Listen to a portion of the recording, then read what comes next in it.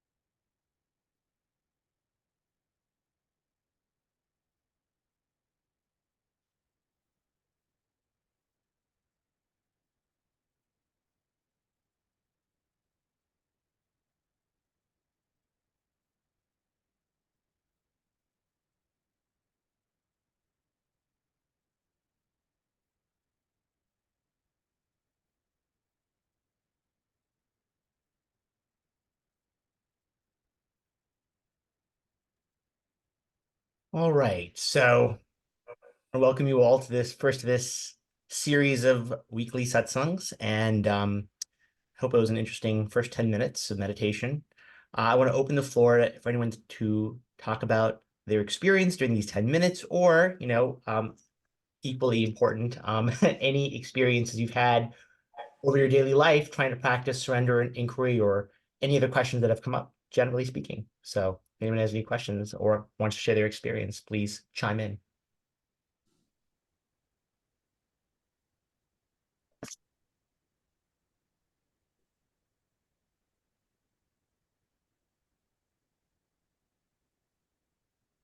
Can I go ahead? Go ahead, sure. So, since you left, you have been practicing this technique of self-inquiry and surrenderness, Akhil. And what I observed is mostly like my comfort zone is in self-inquiry 70% and surrender, where I cannot, some situations, again, it depends upon the situation where I feel surrender is more appropriate. So for me, like the progress is like when I do self-inquiry, it's not all the time, but I had to pull, I mean, remind myself constantly what's like I had to again focus on my inquiry. So sometimes I'm so engrossed in I mean situations in the life, and I mean again I get immersed in that, but again I had to pull me back from that, and again I had to remind myself I had to do this self inquiry. So that's at least I can say it's I mean, much better. And mostly whatever I'm interacting with like daily in the daily interaction, I could see slowly the detachment, like somebody like Sridevi is interacting in that situation, and who is observing. So the more focus is on the observer, but still I don't know if it is that the observer is internal or external, but for me it is I don't know, it is my from my memory, whatever are the teachings, I more visualize it is like external right now. So my question today Mhm. is like is it like I had to be open and still how to conquer? Because whenever I think about self inquiry, my source always comes external, but still I don't know where is it, right? Still I'm doing inquiry at this point. So Uh-huh. how to proceed? Is it like just thinking in one way is limiting my scope of inquiry, or is it okay just I can continue like this? Well, let's look at that carefully. So when you say that when you do inquiry, that it's that your senses yourself is external, can you Yes. elaborate? What do you mean by external? When you because when you're looking at the sense of I, Yeah. you sense that I outside. Is that what you're feeling? Yes. Yes. And Yes. can you elaborate? Like, so when you say outside, where outside? See, Or for what example, sense?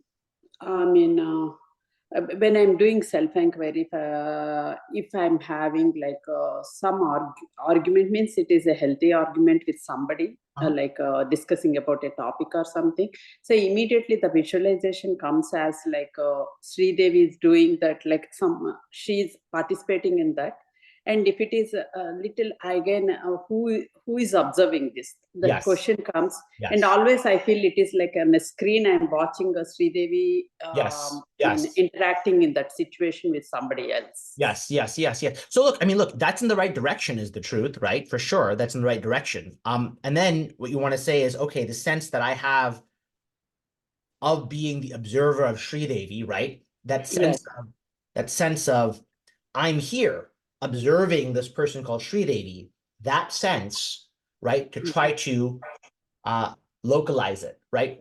Like where is that sense coming from? Yes. Because, Yes. Yes. right? Because there is a sense of the screen and you're observing this screen. But then the you Yeah. that's observing the screen, where is that you located? Oh, yeah. Is the question, Yes. right? Yes. You somehow Yes. know I'm here observing Sri Devi. So that's Yes. you have to try to find out how you know that or Yes. what that is. What exactly is that um knowledge, like does that make sense? So, Yeah. so you're outside, in some sense, you being outside Sri Devi is 100% in the right direction. But then you just have to take it further and say, okay, now I, as this one who sees this person as if she's outside, Mm. where am I? Mm. How do I know that I am? How do I know that I exist? Where's Yeah. that sensation, knowledge, feeling? Where is that? What is that? Yeah. Yes. Yeah. Does that make sense? Yeah. Yes. So always again and again and again, right? Remember that we're looking for something which is grounded in your experience, Mm. right? You have this seemingly direct, obvious, indisputable knowledge that you are right now. You And that's are? the sense Uh, of observing street dating. So, yeah. so that sense, the question is, can we turn the attention towards that? Which is really the same as saying turn the attention on attention itself, right? The one who's attending, attention you imagine attention as, you know, a kind of spotlight that's coming out and highlighting this or that, right? We're trying to turn that spotlight backwards towards where the spotlight is coming from. Yeah, yeah. Some sense. So, right. So if you're like the audience member watching Sri Devi from a certain distance, Yes. that audience member has to be located, quote unquote, somewhere. So that sense of being in a certain place, that sense of being really at all, in some sense, right, is what you have to then try to hone in on. Yeah. I don't know if that helps. Yes, yes. And my observation is by practicing, continuing this practice, slowly that space is created. That is the advancement I could feel like practicing for past 1 month. Immediately, when the question comes, I could feel that space instantly rather than imagining. Before, I was trying to implement with so much effort, but now that comes instantly. That I could say. Great. That's good. That's very good. Exactly. That's exactly what happens in practice. So that's good. And you're noticing, right? You're noticing, like you say, certain areas where certain times in life where you get more drawn in and certain times where it's easier. And, those times when you get more drawn in are, marks of your attachments, basically. So, as much as possible, to try to start to anticipate when they're going to come up, right? Because the more you can keep up the practice and the times when it's easy and start to anticipate in advance when it's going to get harder, then, the moment it gets harder, you'll be more prepared. Because the way I see it is, like the very, very instant a new thought appears on the horizon is the time when it is easiest to subject to the practice. It's like a seed, right? Like a very small seed. And that's the moment most easily subject it and say, well, who exactly is concerned with this, for example, right? Or surrender it. As it comes down into the mind, you might say, like, immediately it starts blossoming and becoming bigger and bigger and bigger, and eventually it quickly takes up your entire vision, So we want to be in this space where we're hyper vigilant, especially during the times when it's easy, so that the moment things get difficult, the very moment they get difficult, that earliest moment we become hyper attentive to catch the thoughts at their earliest instant before, if we can, the chance they have, before they like blossom into this forest of, mesmerizing stuff, basically. Yeah, that's very good tip for us. Yeah. That's great. Others? Yeah, Thank can I? So I've been trying to do the other ones, surrender. Okay. And I mean, sometimes it becomes a blur, whether it is self-inquiry or surrender. So what my observation has been is that some days the mind is, maybe this relates to what we were just discussing, but some days the mind is more sattvic. And then it becomes, easier. It is because the pace of the mind is slower and everything, it becomes easier, and then I feel more, connected. Or those. Then there are days where it's like somebody is taking me over. And those days, neither surrender nor self-inquiry. I find that when somebody takes me, this alien attacks me, that self-inquiry is harder. Even surrender gets harder. So I'm trying to, watch, and I feel that taking over in this kind of, I think, even watch it at the inception, a thought, sometimes it doesn't feel as if, I'm, the thought is, it just catches me unawares. So, so that is one. And then I've also been reflecting on this, sleep versus, right, the dissolution in sleep, and then when you wake up in the morning, right? I mean, so one day I had an aha moment, when I'm waking up, it's like, boom, that I thought everything just suddenly, I mean, everything was wiped out in sleep and in the morning. So trying to understand, the trigger for that and then how can you kind of the moment that I thought comes, the whole the scenery, becomes vivid, right? So it's like, where did you go last night and why did you appear right now? So these are the things that I'm trying to see under these circumstances, how to,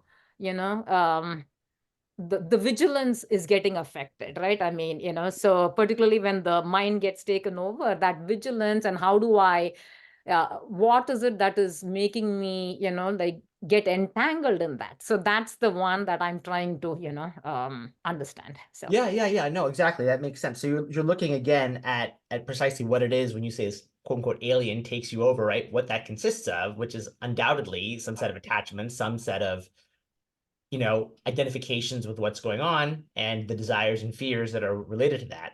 And when you talk about waking in the morning, it's exactly the same thing. In fact, Maharishi uses this precise point. He says, when you wake up in the morning, you may observe, not everybody always observes this, but sometimes at least you may observe, right? There is 1 second or 2 seconds, right? When you're woken up, but before, you remember who you are, like right, as a person, right? right. So that moment or two before you remember who you are and all the stuff you have to do and all that stuff, right? That in between moment is sort of like, you might call that the quote unquote the pure I thought, Mm, So mm. that thought is what we want to, well, Maharishi says, essentially want to extend Yeah, that, yeah. which is really what the practices get us to, right? They get us to that pure thought essentially, and they do extend it. That's exactly what they do. But yeah, see, so So you know, one follow-up, sorry to yeah, go interrupt. ahead. Mhm. Like, so this whole thing, and then Maharishi also says, taking it back to the source, so to speak. So when Yeah, this thing of thoughts, which are probably related to attachments or whatever, how do you, like, if the baggage is too, I mean, if it is too huge, how do you kind of take it into the source? I mean, sometimes if you catch it while it is still nascent, then it is yeah. easier to take the thought into the source. But then, like, sometimes there are, I mean, I've just been observing, there are some days where, like, I can't, like, no matter what I do, I can't take it back into my source. It's like, some of Because the your mind is too agitated, basically. So so remember this. Right, the source is just the practice. That's really the practice is getting you either surrender or inquiry, is taking you towards the source, right? And you may not be able to get all the way to the source without some element of grace that then intervenes at some point.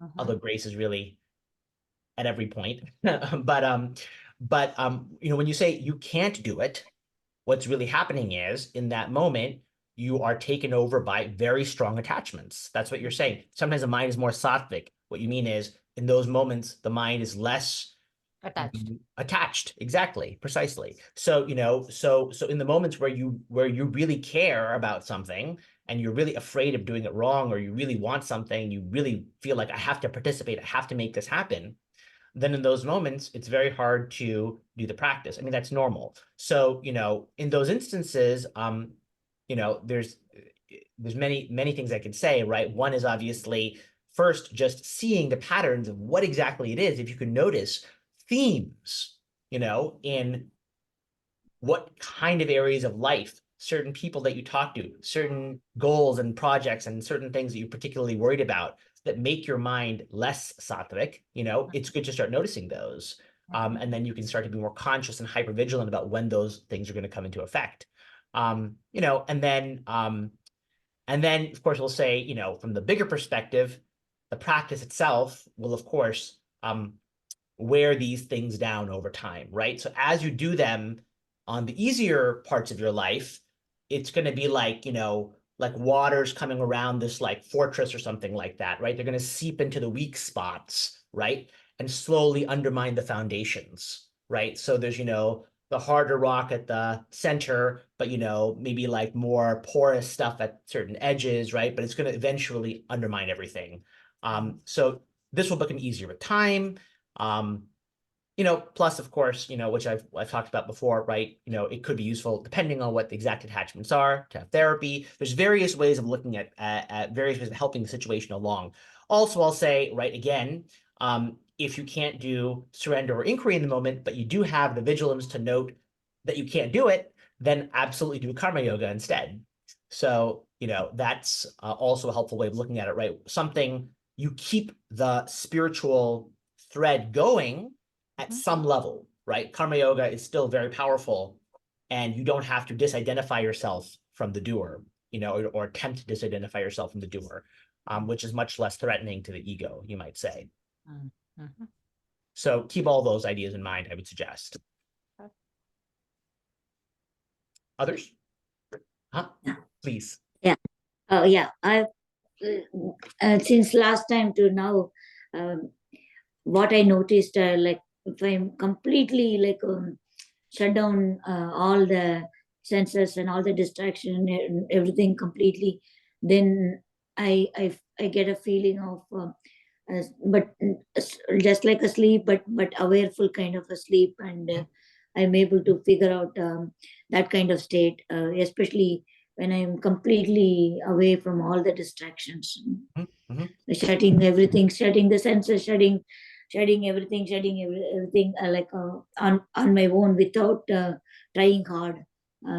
So then I get a different feel for the result comes after that. Yeah.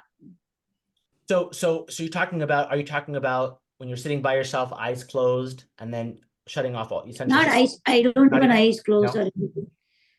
Not even eyes closed. Everything like completely weakened. All the senses and all the other distractions coming to mind or coming to the sense organs like hearing and external noise and everything, and completely very quiet, completely aligned with the quietness, and then that makes sense. Then that feeling, I feel very much like a kind of a sleepiness, not sleepiness, it's more like awareful sleep, awareful awakening kind of a thing. Yeah, no, that makes sense. So that could be, it could be what you're talking about is essentially a state of a very, very quiet mind, right? And in that state, we want to just keep the inquiry going, right? Because even to that sense of awareful, as you know, right? Yeah. Even in the sense of awareful sleepiness, as you might say, right? Someone not is observing sleepiness. that. It's not even sleepiness. It's not even sleepiness. You get to feel how it is like when you are in very deep sleep, or when you, but you are also aware of they am away from all the distractions kind of a feeling. Yeah. Right, exactly. So essentially, like I'm saying, it sounds like some kind of very quiet mind. Yeah, it's way more than the quiet mind, I feel. Yeah. Well, regardless, right, to keep pushing, because whatever it is, whatever that state is, right, you're still there observing it. Yeah. Right. Yeah, coming to that state, observing also like observing is also like fussiness, like it's like a fainting stage kind of a thing. Well, no, but look, whatever it is, right, whatever that state of an extremely quiet mind, or the peculiar state you're talking about is, right, it has a beginning and an end, right? You enter it at a certain point and then you exit it. That makes it an experience. So whatever it is, even great glimpses are still experiences. So it's important to note that you still are there as the observer in some sense. Yeah, in some sense, maybe a very subtle sense, may not be the usual sense, but still you're there in some sense observing the situation. Otherwise, you wouldn't know the situation existed. Does that make sense? Yeah, that's true. And also now, like everything kind of temporary, like the outlook changed, like everything kind of temporary, and also it's like even the things are created, it's no man created kind of a feeling. Everything That's good. taking That's it like good. a lightly, Things seem more dreamlike. Things seem more dreamlike. Yeah, everything. Yeah. You take things more lightly. Yeah, exactly. That makes perfect sense. So as you're touching these quiet mind states, or even profoundly quiet mind states more and more often, ordinary life may lose its usual reality, which is great. That's good. I'm just encouraging you, right? Try, when you're in these states, just keep up, I think you're doing mainly inquiry. Keep up the inquiry. Who is here? Who is here in this state of profound silence? Who is here? Who is watching this? Where am I? In other words, don't be afraid of disturbing that state by asking that question. Yeah. Even trying to be aware of my presence, that's also like hazy, like very, very vague kind of a feeling. Yeah, sure. Well, it will be vague because in that state, your presence is extremely, subtle. Right? Yeah, Because very you're so that's close. kind of It's so close to a sense of union of some kind, that your separate presence, it's hard to sense, but it's there. Do you see why it must be there? You must be there in that state, right? So the you that is aware of the state, you have to look for the one who's aware of the state. In that state, you must keep pushing. Otherwise, again, this is a cliche. People are always talking about this.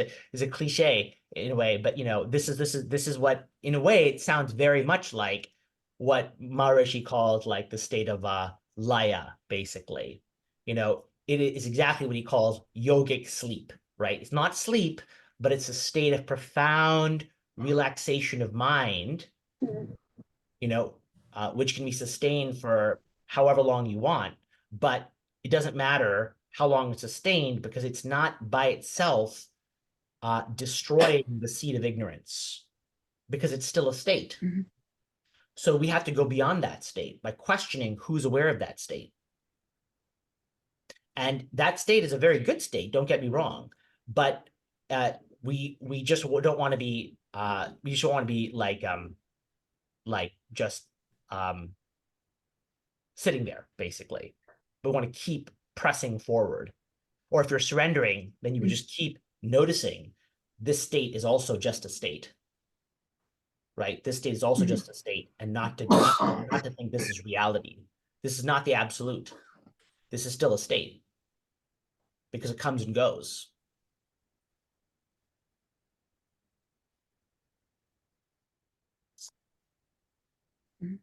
Yeah. So keep pushing there. Yeah, like prior to this and this, I felt that this is more like as you mentioned, like profound kind of sleep. Yes, exactly. So push there in that moment. Notice I'm here. This is a reflection. It's like the mirror is showing you, an extremely clear reflection of yourself. But then you have to ask, whose reflection is this? Who's observing this reflection?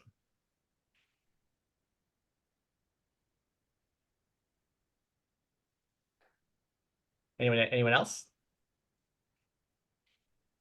Please. It's really windy here, so if it's too much, let me know. I can go inside. Oh, no, it's fine, actually, so far. Okay. So I had an experience last night where I had someone invite me to a birthday party, and I didn't really want to go. And I was kind of like in this state of tension, deciding like, should I go? Should I not go? It would be a kind thing to do for this person. Maybe that's good for my practice to go and not be selfish with my time and go give myself to this person, and just doing that internal back and forth, that dialogue. And then I had this moment where it kind of clicked that, with something I know, but I had this kind of experiential understanding that ultimately, whether I go or not go is just the result of like this bundle of causes and conditions, right? That it's just like, it's like if I take a swing and spin it round and round and round and the rope twists up and you let it go, it's just going to do what it does because that was the conditions that were set for it. And so I got this sense of like, of peace, like whether I go or don't go doesn't affect any like large thing. It's just the natural outflow or natural consequence of my preconditions and causes that I've accumulated, however I've accumulated those, Yes. So I guess like if that is the case, I don't know, maybe answer my own question. What is the role of my effort in the unfolding of that, you know, or my effort, I guess, is a part of the unfolding of that. You know, like how much do I engage and how much do I remind myself at any given time that any effort I undertake to realize the self, any effort I undertake to meditate or quiet my mind is just this natural unfolding of causes and conditions that I don't really have any control over. And what is the balance between reminding myself of that reality while also like giving effort, quote unquote, you know, whatever that means. Yeah. So the way I would see it is, yeah, it's a very good question. You're right. Everything is in some sense, you could argue, a result of causes and conditions, like you put it, or you could view it as the effect of God's will. You can view it different ways. And that does, technically speaking, you're absolutely right, include effort towards the spiritual practice itself. That said, I would suggest that, you know, so long as we are seekers, that you keep that in mind in the back, but you're not really trying to balance it. Just go ahead. It basically, the nature of the illusion is such that it feels like you have individual will. To the extent that it feels like that, it's not really our job at this moment to directly undo that feeling. Instead, use that feeling 100% towards the practice.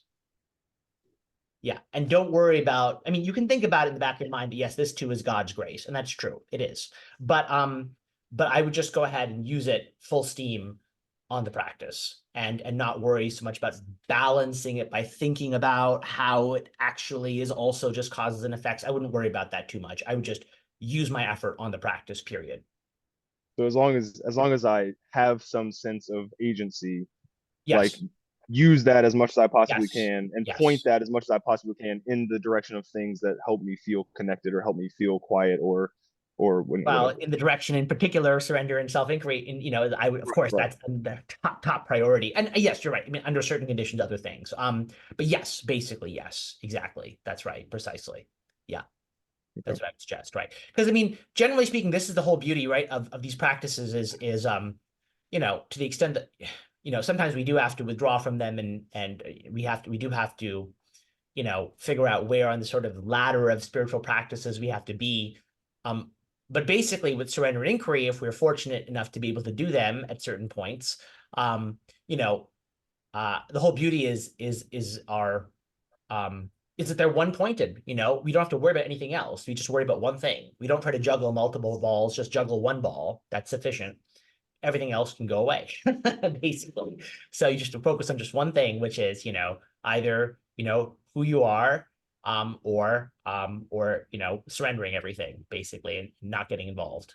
So and everything else can go deal with itself by the causes and conditions that you mentioned, you know. Okay. Yeah. Raj? Yeah. So Akilesh, one by practicing this, one consideration that often comes to me is, should I do who am I or where am I? I keep thinking one is more effective than the other, and then I'm not sure. Could you comment on that? And also, if I'm doing who am I, where am I? I sort of get that in the sense I come up with some sense of where that location is, and then I inquire into who knows that location so I can continue it. But who am I? How exactly does one practice it? Does one go into not knowing who am I and then saying, and then just keeping the inquiry going? So if you could comment a little bit on that. Yeah, sure. No, that's a good question. So I generally, you know, see, they really should be pointing to exactly the same thing, is the truth. They really should be pointing exactly to the same thing, because the point being that when we say, who am I, what we're really talking about is, you know, a looking into, right? Like there's this little crack or something like that through which light is coming, right? And we're wondering, okay, can I see where the light is coming from? When we ask, who am I? We're asking, like, can I look and see where I am? That's really, who am I means that, right? When you say, like, who are you? We're in a way, you know, we have all these metaphors, right? Unfortunately, we're trapped in metaphor. You know, we're looking for some indicator of the identity of the person, like, who are you? Like, I want you to, or you're wondering who that person is. I mean, let's say, someone's in the darkness, right? You're wondering like who that person is. If you didn't ask them directly, but you were trying to like see them, right? You're trying to see them. So the attempt to see is really the same as this "where am I" question, right? In both cases, the prompt is to get you to turn your attention towards whoever it is attempting to see in the first place, towards the seer. So it should really equal the same thing, is basically the truth. I mean, it's nothing different. In both cases, there's you're here, and the question is, can you see you? Can you see you? And when you say "where are you," you're trying to locate you, to see you. When you say "who are you" or "who am I," you're also trying to locate you to see you. So I would view them as really effectively the same. I mean, it's just that sometimes the "who am I" question resonates more with some people, and also, "who am I?" It fits a bit more in the structure of more traditional Vedanta, because we're discerning the fact that I cannot be these things that are objects of my experience, right? Because otherwise I couldn't know them. I wouldn't have the distance to know them. So through this logic of not being what you can't, what you can see, or what you can hear, or what you can taste or touch or think or feel, we proceed through this sort of, negative path towards who we are, right? So there's that logical reasoning element. But basically, in the end, regardless, who am I is going to have to come to where am I. They're going to have to unite. They are the same thing. They're all going to have to come down to the experiential, the experience you have of being, like I'm here-ness, the I am here-ness, the I am a separate personness, or the I am a separate I existness. Because I mean, when you say I exist, really, inevitably, we mean I exist separately. And so, otherwise you wouldn't have the sense of existence. The sense of existence is the sense of separate existence, actually. And the moment you strip away all the components to which that sense of separate existence is connected, it no longer is a sense of normal existence because it no longer has anything to contrast itself to. So I don't know if that helps. Does it help at all? No, it helps a lot. Thank you. Okay, good. I'm glad. Okay, great. Please go ahead. So my question is that when I'm observing a thought, I can sense that I'm observing the thought. What I can't tell is my mind just making this both layers up? Is it just manufacturing a thought that's observing the other thought? And how do I tell the difference? Is there some question I can ask to tell the difference between that and I'm actually something is observing the thought? So what you want to know, what you're asking me, tell me if I've understood you correctly. So you're asking me, when you're observing a thought, you're not sure whether you're observing the thought or whether it's another thought observing the thought. Is that what you mean? Yes. Yeah. So I mean, you're onto something there, actually, because this is in fact, right, this is in fact in some sense a situation, but there's the only thing I would suggest you to do is to look at who's asking that question and to just keep going by levels, because you're right. I think you are intuiting that that in fact what appears to be the observer is actually an infinite network of thoughts who are each purporting to observe, right? And they're purporting to observe, and some other thought is purporting to observe them, and some other thought is purporting to observe that one, and on and on and on. So I think you're actually intuiting on a deep level, in some sense, how the illusion works, which is really good. But I would suggest, as a practical matter, that you that you cannot, that you just look instantly at who's asking that question, and pursue it further, right? Like, because where are you? The one who's saying, okay, how do I know, whether this is a thought observing another thought? I mean, that's a conceptual, basically it's a conceptual question. I want to say it's intuition, a deep intuition, but it's also a concept. And so, the basic fact is that remains that what seems like you seems to be observing this question arise in your mind. And so how do you know the question is arising, right? You're observing the question arise, correct? This very question that you're posing to me. And so the one who observes that question, like, where is that one?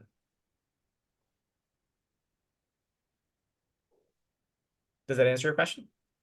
Yeah, somewhat. I can see, I mean, it's sort of, I guess it's layer upon layer, and at some point, hopefully, you get closer to the real thing. But so that's, well, I guess. No, exactly. Pursue it, because that's exactly correct. So pursue it, and as you see that, yeah, I mean, you're exactly correct. Like as you pursue it, you're going to see exactly what you just said, which is, layer upon layer of thoughts. Things that you thought were you are actually thoughts. And then again and again, and over and over and over again, more thoughts, more thoughts. Things I thought were me are actually thoughts. Things that I thought were me are actually objects, and on and on and on. But yet you must be there somewhere, observing this set of observations. So don't give up. I mean, it actually, I would say it's a sign of insight that you're noticing this situation. And it's not a futile exercise, because, you're right. You are kind of like, it's like you're stuck on the two-dimensional piece of paper right now, and you're noticing, yeah, like wherever I trace my pen, it seems to be on this piece of paper.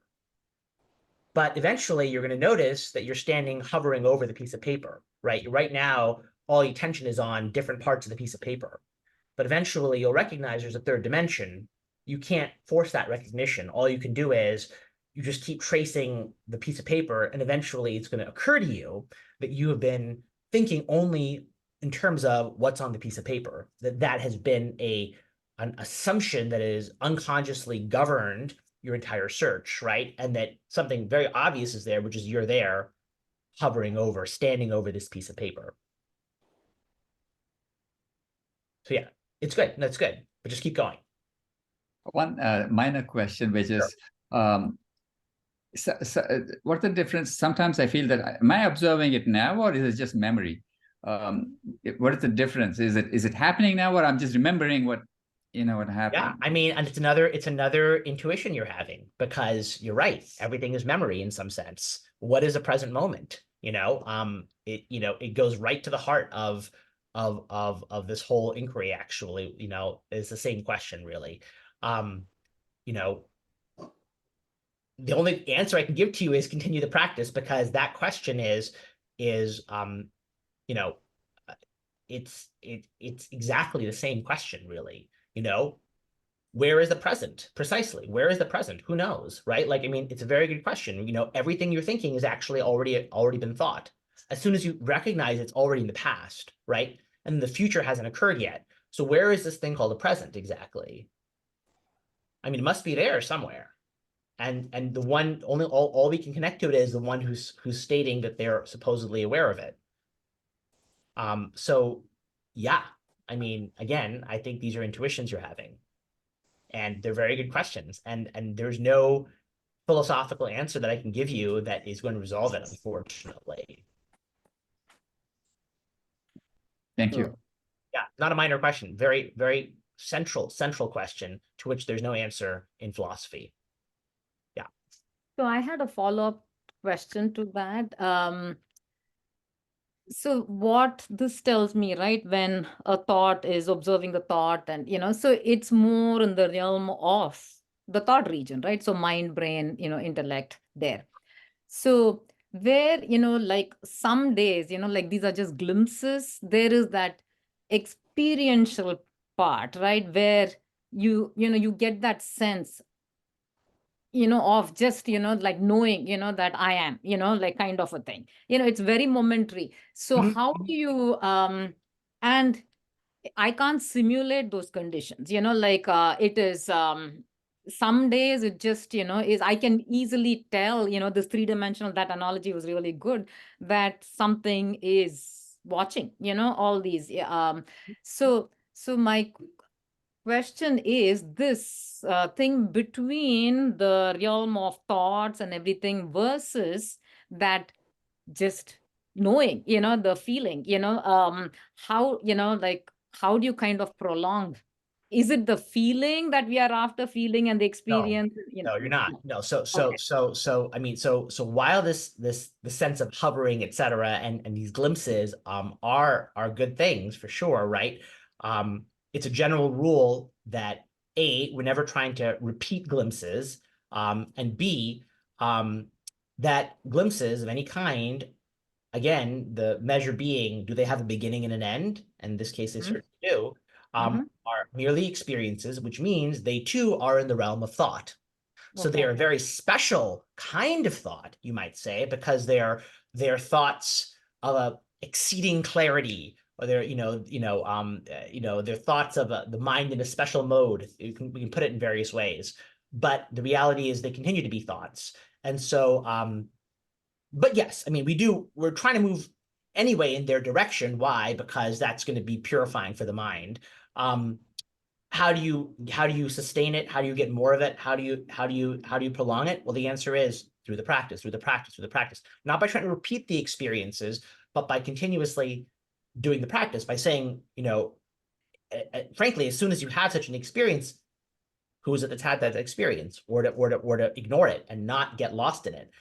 That actually, interestingly enough, is the way to get more of it and to prolong it, but also to recognize this is also not the end, because that sense of hovering, again, being an experience, or a sense of all kinds of senses of union, senses of effortlessness, these are all glimpsy experiences. All such experiences are not to be accepted as the end, because however ecstatic they may be, they are going to come to an end. So we have to know who exactly it is that's experiencing them, and exit to something which is timeless and beginningless, and it cannot be ended. So the feeling is not the goal. The goal is the practice. The practice till such time as clarity, whatever that is, descends by God's grace. But yes, the feeling is good. And again, the way to get more of it anyhow is the practice. More of the practice, more of the practice, more of the practice. And recognize what the attachments are. And again, in certain other cases, there may be other ways to deal with the attachments, depending on exactly what they are. But the more insight you have into the attachments, which will naturally happen as you do the practice. As you do the practice, you're going to see these are the areas, these are the times, these are situations where, I'm getting caught up. And if you are not able to tell, that itself is telling, right? If you're like, oh, I'm just feeling unmotivated or something like that, or I'm unable to do it and I don't know why, then something unconscious in your psyche is is in play, basically. So no matter what, you're going to get more insight. That's basically how the glimpses increase over time.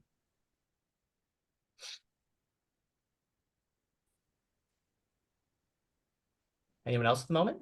And if not, we'll do a little more meditation. Okay, why don't we do it? Let's do 10 more minutes of meditating together. So pick what you like, surrender, inquiry, or both, and here we go.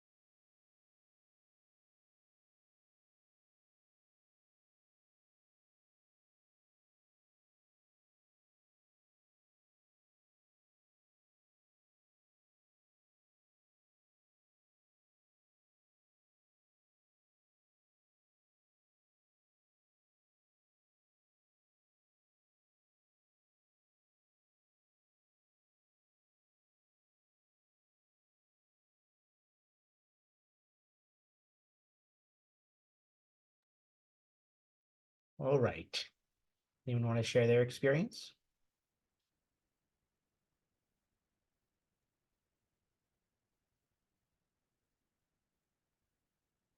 I can. Huh? So, couple of things. One is, I don't know, it's been at the back of my head that I want to try holding on, to something, that I'm, like I'm not the doer, the things are going to happen. Mhm. So it's been there at the back of my mind, and I want to experiment with that, but sometimes I forget, right? I mean, so I have to keep that. I just want to get a sense of if I hold on to that and just see how things happen. So Mhm. it's been there, that thought has been dominating my head. So now in this, I could go down and say, okay, who wants to experience that? And, and why, and, those kind of things. So, and then the answer comes, oh, because I want to experience being totally free, so there was that little dialogue going on. So there was that piece. And then another piece was, whatever I reflected on, okay, when, my like in the last few days, when my brain kind of got caught into a situation. And then I had 3 layers that had happened. So in my sleep, I had forgotten about that situation. So I was totally unaware of that. Mhm. Then now, when I'm sitting, it seems like there, remote, gray remote, So then how do I trace this when it's from total disappearance to, this taking this big form and shape? I know exactly what it is. So it's not, so it was kind of, I was just, like curious about what leads to the evolution, to these two extremes, total disappearance to, as if that is the most predominant scene that is playing in front of me. And then this in between gray zone in my waking state and in while I'm meditating, that I can see that it's pretty distant and, like blurry and, gray. So it was like, oh, so I have to reflect on that. So. Okay, great. That's good. No, it's good. I mean, and you may find that as you reflect on that, you may find various psychological triggers that are going on, right? I mean, just as an example, right? Very common, people's desire to be seen as a good person, for example, right? Just a very simple thing, which so many successful people are prone to this, right? And it's served them well, right? To be pleasing, to be a pleasing spouse, to be a pleasing son or daughter, to be a pleasing parent, to be a pleasing colleague or employee or whatever it is, right?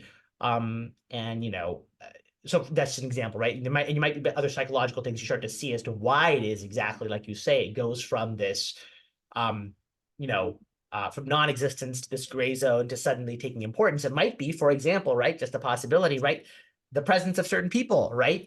Suddenly they invoke it, right? And it'd be useful to notice that. Another thing I want to say is, 2 other things I want to say is, so one thing is when you say, okay, who wants liberation, right? Or who, who's looking for this, right?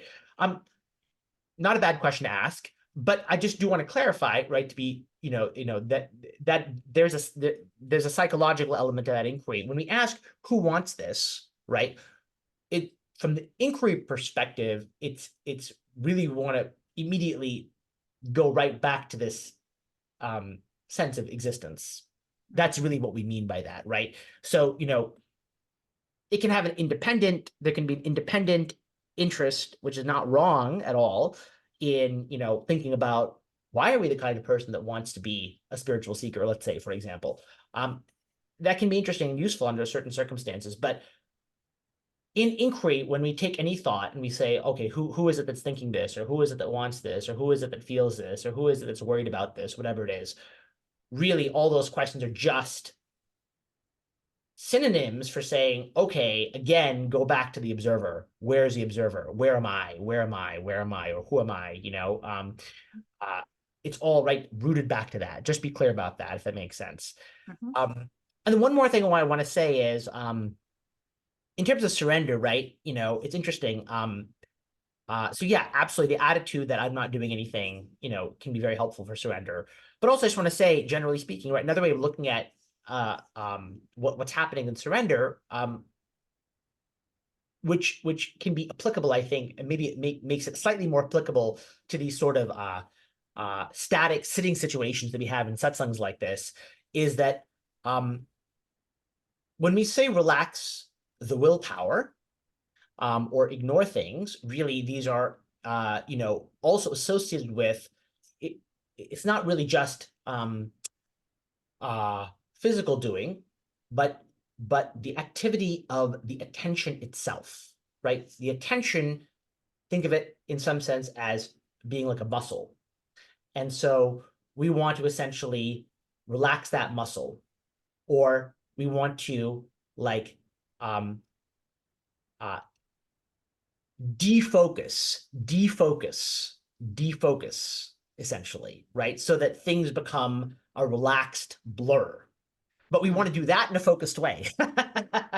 So we want to vigilantly do that part.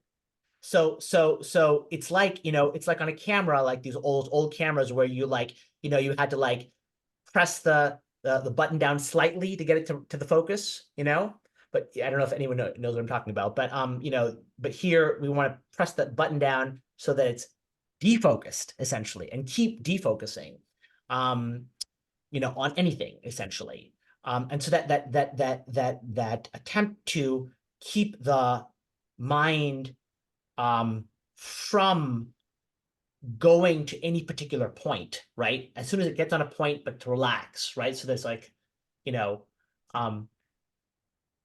Maharishi once called it like he says, a bit like gazing into a crystal, as metaphor he used.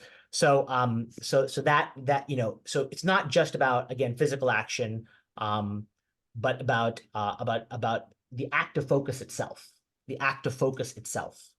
because in that we can think of focusing as it's kind of inner vision. So just like we could let our eyes go slack, and then we aren't really focused on anything visually with our eyes, in the same way our mental eyes, we're making them go slack, but we're doing that in a very organized and continuous way. So yeah. Anybody else share their experience or questions?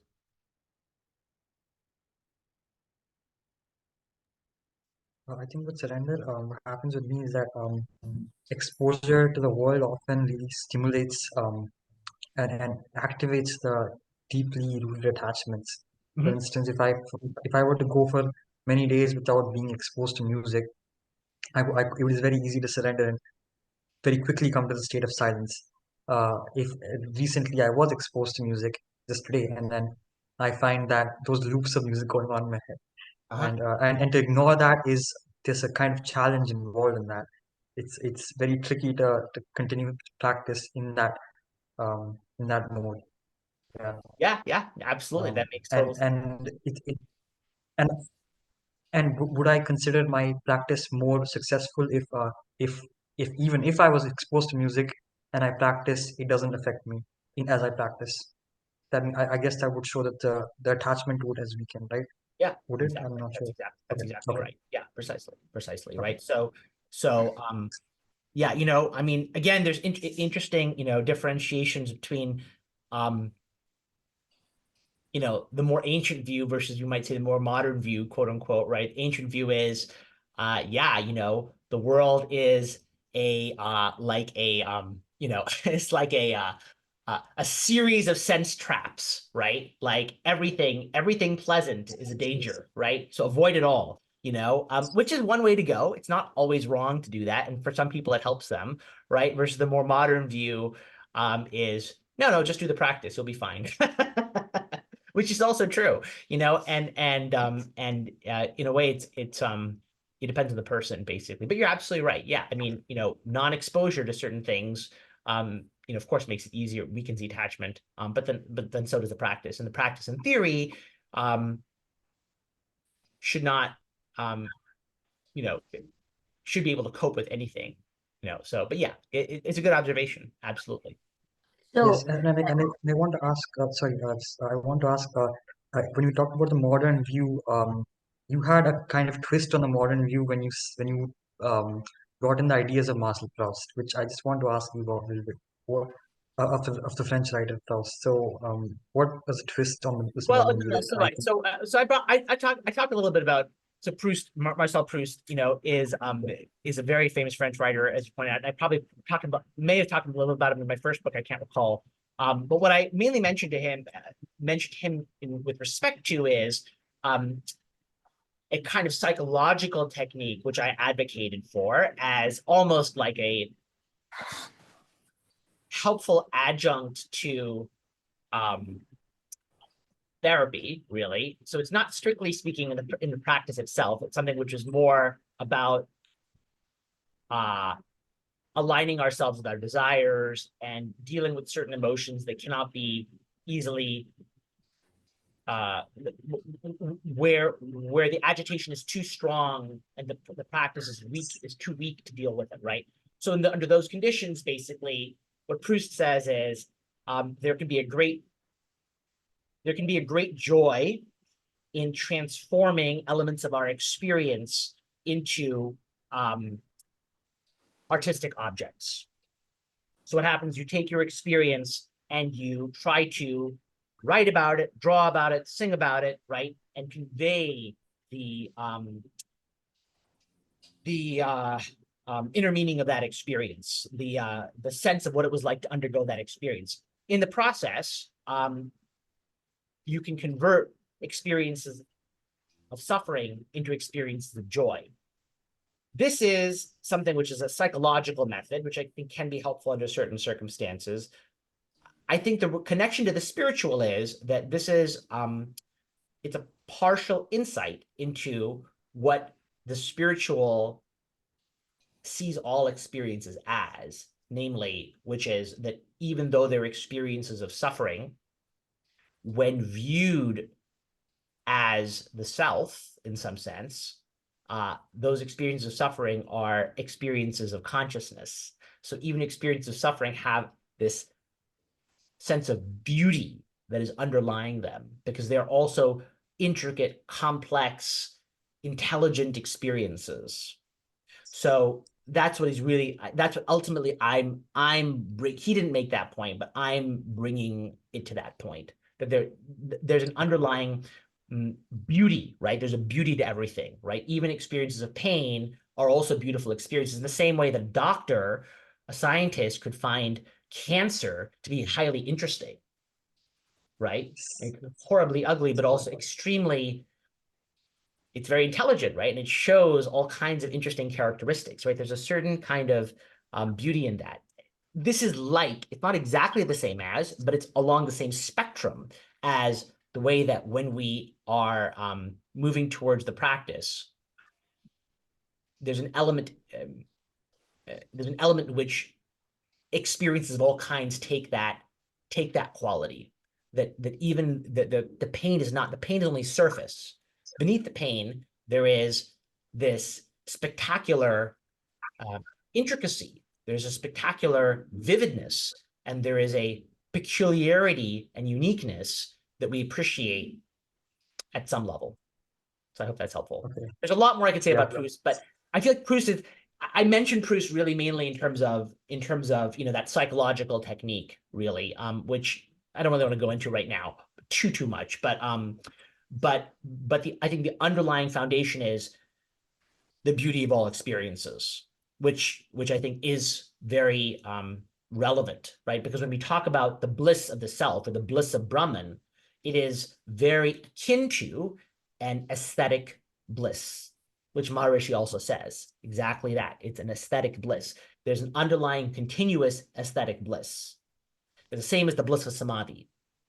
That's always ongoing, of which experiences of pleasure are merely reflections. Okay, yeah. Yeah. So I have a question. Please, tell me. Yeah. I just want to know, I appreciate everything and the perspective in thinking, right? Appreciate everything, appreciate everybody, appreciate everything happening around.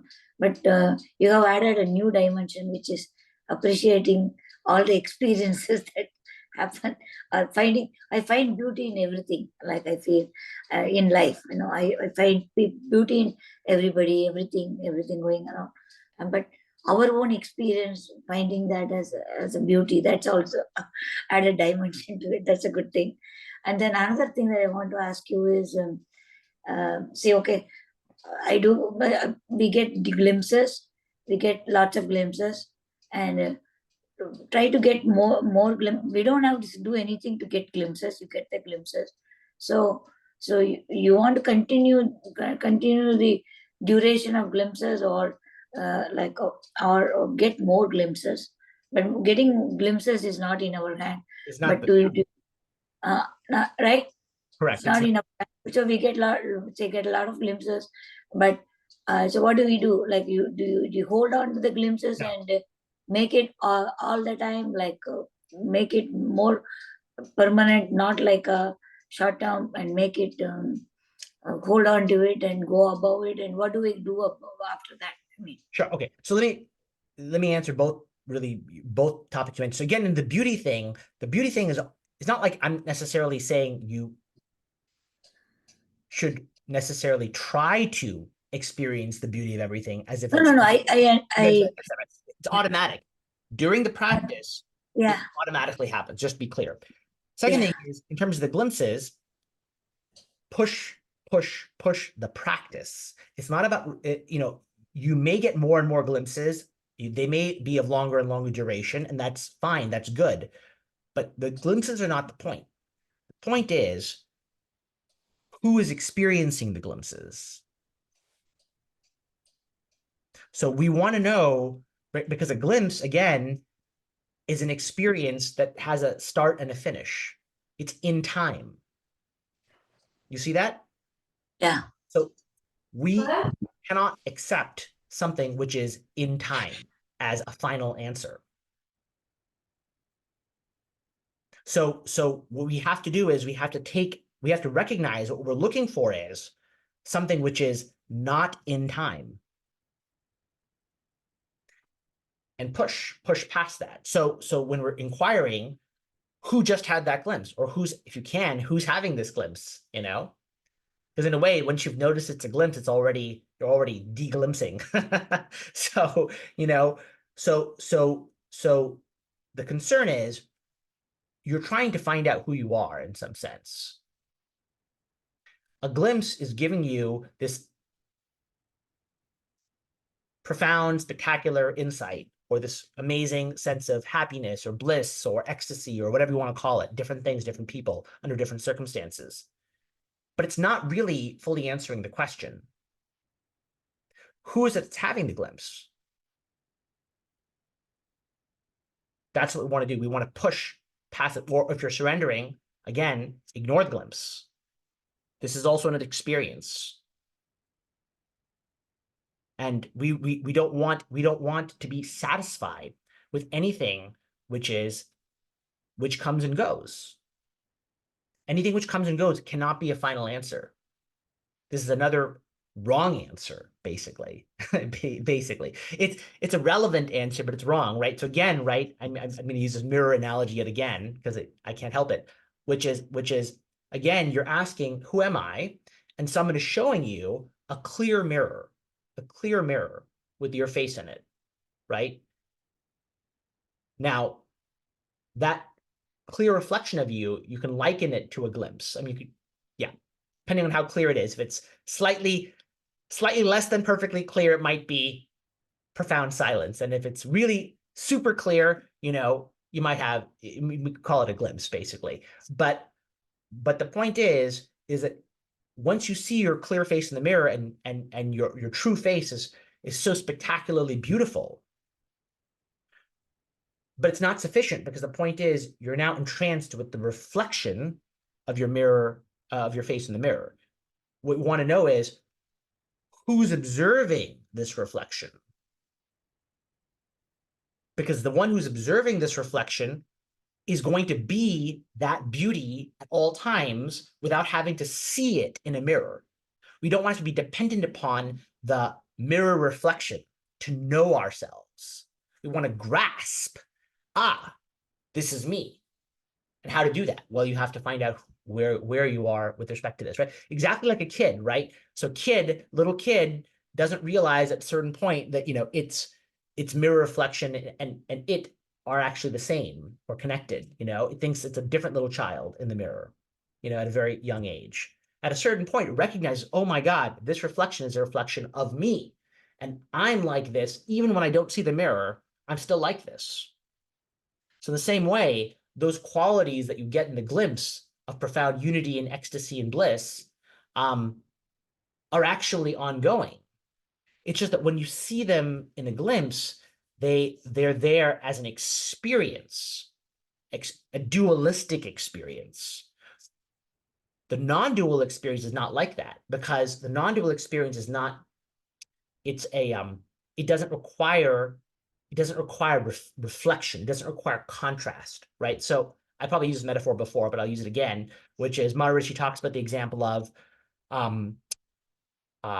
someone going on a very hot day, right? There being a beautiful shady tree, right? And most people are running from the shade of the tree into the hot sun, right? And they're getting burned, scorched by the sun, and they come back into the shade. And then they're like, it's so nice and cool here, right? And then they go back into the sun and back into the shade. This is like pain and pleasure, right? So when we go back into the deep, deep shade, that might be like a glimpse, right? It's extremely cool and extremely nice. But it's still in contrast to what came before, right? We know the glimpse because 10 minutes ago, it wasn't like that. Now it's like it. And then 10 minutes from now, it won't be like it again. When you stay in the shade of the tree and you don't leave, now the experience is not going to be the same, because you are blissfully cool, but you're not going to know it in the same way because you're not experiencing the scorching heat in between. You see that? You're not experiencing the torment that is making you go like, oh, it's so nice now. Oh, it's so nice now. You only get that part if you go hurt yourself in between and then come back. If you just stay in the shade, now you are in fact in bliss, but you don't know it as a contrasted bliss. You know it as a non-dual, non-contrasted bliss. So anyway, how do you get there? By pushing the inquiry. That's the answer. Oh, you're muted, I think. One more thing. So our perspective, like thinking, changing that in our thinking will lead you towards that stage. Pushing the practice will lead you ultimately. So do you see what I mean? So ultimately in your glimpses, or when you're near your glimpsy states, right? You have to recognize you are still there. And this state is temporary. So where are you in that circumstance? You have to recognize the glimpse has not fully answered the question. The glimpse is giving you a spectacular distraction, actually. I mean, it's a holy distraction, it's a sattvic distraction, it's a beautiful distraction, but a distraction it still is. You have to recognize this state of profound happiness and peace is still a distraction because it's something which is coming and going. So where am I who is observing this state? You have to come back to that. That's what it comes down to. Does that make sense? Sort of. Just keep inquiring, In those states, keep the inquiry going. Find where you are. That's all I can say. Recognize that's not the end of the road. That state is not the end of the road. Anybody else? Last questions? All right, well, thank you all for coming, and we will do the same thing next week, exactly the same time, and hope you all take care until then. Thank you. Thank you. Thank you, Akilesh. Thank you. Bye. Thank you for doing this, man. Thank you.